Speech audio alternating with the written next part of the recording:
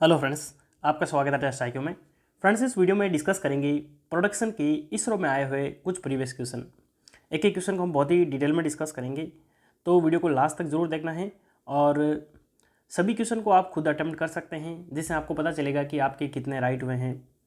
तो जितने भी क्वेश्चन हैं सभी के सभी इसरो के प्रीवियस क्वेश्चन हैं। तो चलिए शुरू करते हैं। पहला क्वेश्चन दिया गया है, विच of the following is the increasing order of cutting speed for cutting tool material. तो यहाँ पे कुछ कटिंग टूल मटेरियल दिए गए हैं, जैसे high carbon steel, solid tungsten carbide, HSS यानी हाई स्पीड स्टील, सिरेमिक और डायमंड। ये सब दिए गए हैं, तो इनको आपको सीक्वेंस से बताना है इंक्रीजिंग ऑर्डर में। तो यहाँ पे आप खुद अटेम्प्ट कर सकते हैं। बहुत ही अच्छा क्वेश्चन है, क्योंकि यहाँ पे यदि आपको टूल की प्रॉपर्टीज़ आती है तो आप इजीली कर सकते हैं। आई होप आपने इसका सही आंसर चूज किया होगा। तो फ्रेंड्स, मैं आपको एक चीज़ बता देता हूँ। यदि आपको थोड़ी बहुत भी टूल की प्रॉपर्टी पता है तो आपने नाम सुना होगा। जैसे मैं बात करूँ डायमंड की, यदि मैं डायमंड की बात करूँ तो डायमंड की जो हार्डनेस होती है या फिर उसकी प्रॉपर्टी होती है, वो हाई स्पीड में हम यूज़ कर सकते हैं डायमंड, क्योंकि ये सबसे हार्ड होता है और ये सबसे बेस्ट टूल मटेरियल है। फिर हम बात करते हैं दूसरी, तो वहाँ पे नाम आता है सिरेमिक। सिरेमिक टूल मटेरियल होते हैं। आपने सभी ने देखा होगा कि जो कुछ टूल ऐसे होते हैं जिनकी उनकी टिप पे सिरेमिक टूल लगा हुआ होता है, तो सिरेमिक भी बहुत अच्छा टूल है। उसके बाद में हम बात करें तो कार्बाइड आते हैं, कार्बाइड टूल। तो कार्बाइड टूल की यदि मैं बात करूं तो उसके अंदर अलग अलग जिस इसमें मटेरियल मिले हुए होते हैं। जैसे कि मैं बात करूं टंगस्टन कार्बाइड, मोलिब्डेनम कार्बाइड, ये हम प्रॉपर्टी के हिसाब से यूज़ करते हैं। और उसके बाद में आते हैं हाई स्पीड स्टील, और उससे नीचे आते हैं अलग अलग टाइप के स्टील के अंदर। जैसे मैं बात करूँ high carbon steel, mild steel. Mild steel के तो टूल जनरली नहीं बनते, लेकिन स्लो स्पीड के लिए हम यूज़ कर सकते हैं। तो यदि आप ऑप्शन देखोगे तो यहाँ पे ऑप्शन यहाँ पे बी करेक्ट हो जाएगा। बी ऑप्शन में दिया गया, देखिए सबसे पहले हाई कार्बन स्टील, उसके बाद में हाई स्पीड स्टील, उसके बाद में सॉलिड टंगस्टन कार्बाइड और सिरेमिक और डायमंड। तो मुझे उम्मीद है कि आप सभी को ये चीज़ समझ में आई होगी। आपको ये ध्यान रखना है कि सबसे जो हाई स्पीड टूल है वो डायमंड है, उसके बाद में सिरेमिक आता है, उसके बाद में कार्बाइड आते हैं। बस ये ध्यान रखना है और आप इजीली कर पाएंगे।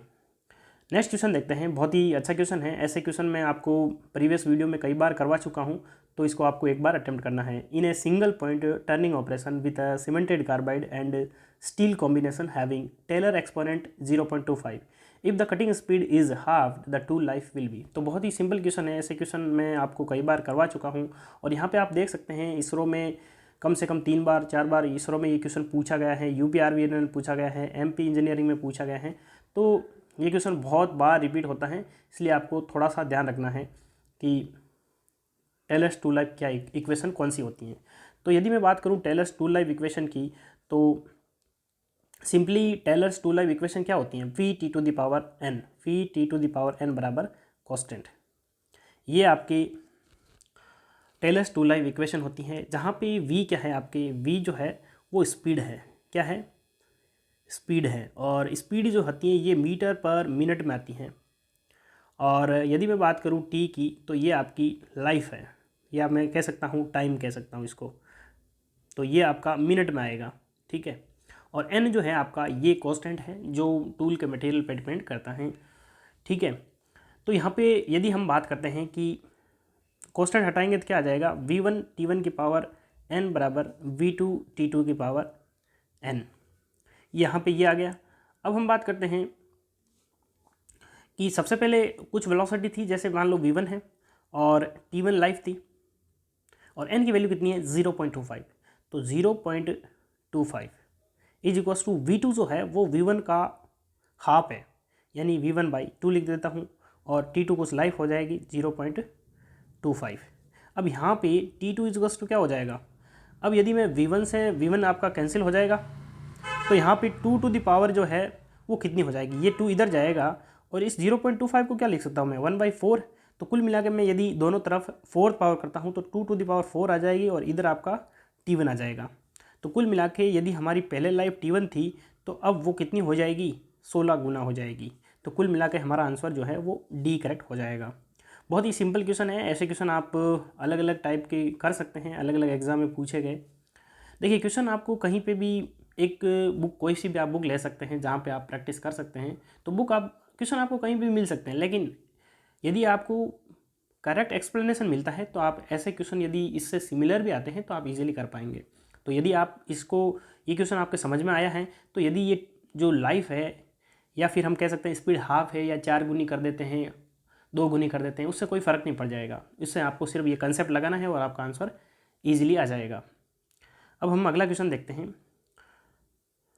इन order to prevent tool from rubbing the work dash on tool are provided. तो यदि हमको रबिंग से टूल को रोकना है, यानी कि हमारे टूल के अंदर रबिंग कम से कम हो, घिसाई जिसे हम फ्रिक्शन बोलते हैं, फ्रिक्शन यदि रिड्यूस करना हो तो हम कौन सा एंगल प्रोवाइड करते हैं? Rake angle, relief angle, flute angle या फिर स्टार्ट एंगल। तो यदि आपको टूल की जो मैं आपको ज्योमेट्री बता दूं तो आप इजीली कर पाएंगे। तो यहाँ पे आप देखोगे, ये यहाँ पे आपको नोज रेडियस दी गई है, और ये आपका जो है ये कटिंग एज है, यहाँ से ये मटेरियल को रिमूव करता है। तो यहाँ पे ये जो है, ये जो एज है, ये टूल के साथ में यानी वर्क पीस के साथ में कॉन्टेक्ट में आएगी। तो यदि ये जो बाकी की सरफेस है, जिसे हम क्या बोलते हैं? फ्लैंक बोलते हैं। इसको क्या बोलते हैं? फ्लैंक। और यहाँ पे ये जो है, ये आपका क्या है? फेस है। तो ये फ्लैंक जो है, वो फ्लैंक जो है, यदि हम फ्लैंक एंगल प्रोवाइड कर देंगे तो ये वर्क पीस के टच नहीं होगी, और ये यदि वर्क पीस के टच नहीं होगी तो वहाँ पे फ्रिक्शन रिड्यूस हो जाएगा। इसलिए हम क्या करते हैं? रिलीफ एंगल प्रोवाइड करते हैं। तो यहाँ पे ये एंगल जो है, ये आपका साइड रिलीफ एंगल है, और आगे से भी हम इसको थोड़ा सा एंगल प्रोवाइड कर देते हैं। जैसे यहाँ पे ये टूल का जो फ्रंट है पोर्शन, वहाँ पे भी एक एंगल प्रोवाइड कर देते हैं, जिसे हम एंड रिलीफ एंगल बोलते हैं। तो ये 2 टाइप के रिलीफ एंगल होते हैं, एंड रिलीफ एंगल और साइड रिलीफ एंगल। तो यहाँ पे जो हमारा आंसर है वो बी करेक्ट हो जाएगा, relief angle.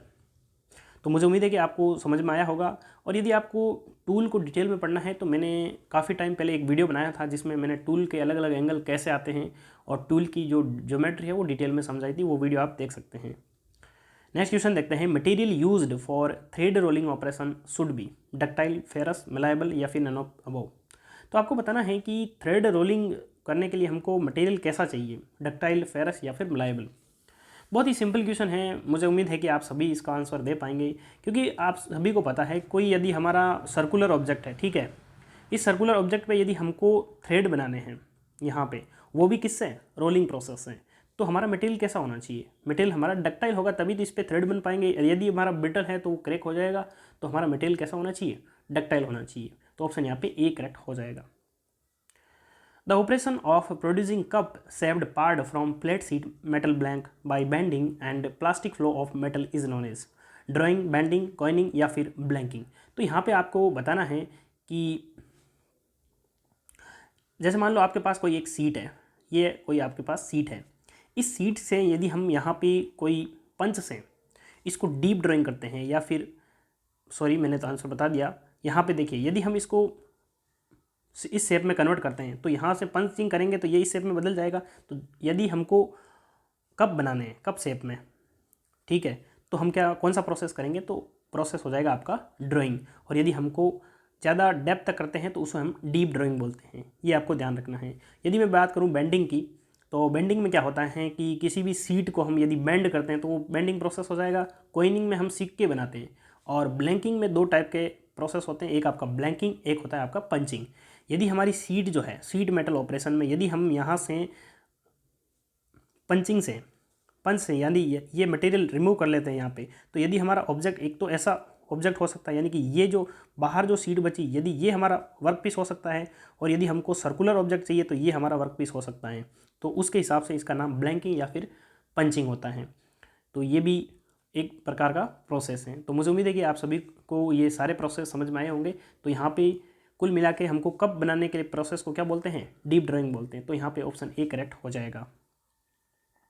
Which of the process gives the least surface roughness. तो यहाँ पे आपको बताना है कि टर्निंग, मिलिंग, फिलिंग या फिर लेपिंग, इन सभी में सबसे कम सरफेस रफनेस किस में आती है?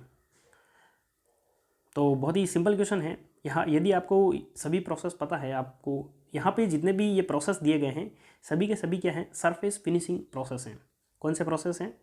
Surface finishing process, finishing process. तो सरफेस फिनिशिंग प्रोसेस जो है, यहाँ पे जैसे मान लो टर्निंग है, टर्निंग में क्या होता है कि जैसे मान लो ये आपका वर्क पीस है और यदि ये रोटेट कर रहा है तो यहाँ से टूल जो है, यहाँ से मेटल हम रिमूव कर देंगे। तो ये आपका टर्निंग हो जाएगा, ये इस साइड डायरेक्शन में चलता जाएगा और ये रोटेट करता जाएगा, ये टर्निंग है। मिलिंग जो होता है, यहाँ पे मिलिंग से हम कई टाइप के प्रोसेस कर सकते हैं। इन सभी से अलग अलग टाइप की जो है फिनिशिंग होती है। तो सबसे बेस्ट जो फिनिशिंग होती है वो होती है लैपिंग प्रोसेस है। तो यदि हमारी बेस्ट फिनिशिंग प्रोसेस है, इसका मतलब वहाँ पे रफनेस सबसे कम होगी। तो ऑप्शन यहाँ पे डी करेक्ट हो जाएगा। नेक्स्ट क्वेश्चन देखते हैं, which of the following material can not be machine by EDM. तो यहाँ पे आपको ईडीएम के बारे में थोड़ा, यदि मैं ईडीएम की बात करूँ तो ईडीएम की फुल फॉर्म क्या होती है? Electro discharge machining. ईडीएम की फुल फॉर्म क्या होती है? Electro discharge machining.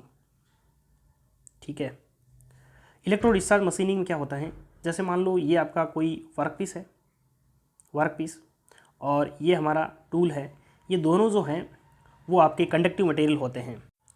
तो ये आपका टूल हो गया और यहाँ पे वर्कपीस हो गया। तो यदि यहाँ पे दोनों कांटेक्ट में आएंगे तो यहाँ पे ये दोनों कंडक्टिव मटेरियल है, तो यहाँ पे स्पार्क जनरेट होगा। क्या होगा? आपका यहाँ पे स्पार्क जनरेट होगा, जिससे जो है मटेरियल आपका रिमूव हो जाएगा। तो ये कुल मिला के हमारा जो वर्कपीस है ये कैसा होना चाहिए? वर्कपीस हमारा कंडक्टिव होना चाहिए। तो यहाँ पे आप देखोगे स्टील है, कास्ट आयरन है, टाइटेनियम है, ये सब क्या है? ये जो आपकी मेटल्स हैं, तो मेटल्स जो हैं वो कंडक्टिव होती है, लेकिन ग्लास जो होता है वो कंडक्टिव नहीं होता है। तो हम ईडीएम जो प्रोसेस है, यानी कि ईडीएम प्रोसेस है, हम ग्लास में यूज़ नहीं कर सकते। तो हमारा ऑप्शन जो है वो डी करेक्ट हो जाएगा। अगला क्वेश्चन दिया गया है जो काफ़ी अच्छा क्वेश्चन है, what is the process of removing metal by A milling cutter which is rotated against the direction of travel of workpiece? End milling, down milling, face milling या फिर अप मिलिंग। तो यहाँ पे आपको बताना है कि यदि हमारा जो मिलिंग कटर है वो रोटेट कर रहा है against the direction of travel of workpiece, तो यदि सेम डायरेक्शन में ट्रेवल करता है तो कौन सा प्रोसेस होता है, और जो अपोजिट डायरेक्शन में करता है तो कौन सा होता है। तो यदि आपको ये चीज़ पता है तो इसका आंसर आप इजीली दे पाएंगे। तो यहाँ पे आपको मिलिंग के बारे में पता होना चाहिए। जैसे मान लो ये कोई आपका वर्क पीस है, जैसे यहाँ पे मैं एक स्कीमेटिक डायग्राम बना रहा हूँ। जैसे मान लो ये आपका कोई वर्क पीस है, ठीक है, इसके ऊपर जो है आपका मिलिंग कटर लगा हुआ है। ये आपका मैं मिलिंग कटर बना रहा हूँ। तो यहाँ पे ये वर्क पीस आपका बन जाएगा, मिलिंग कटर बन रहा है।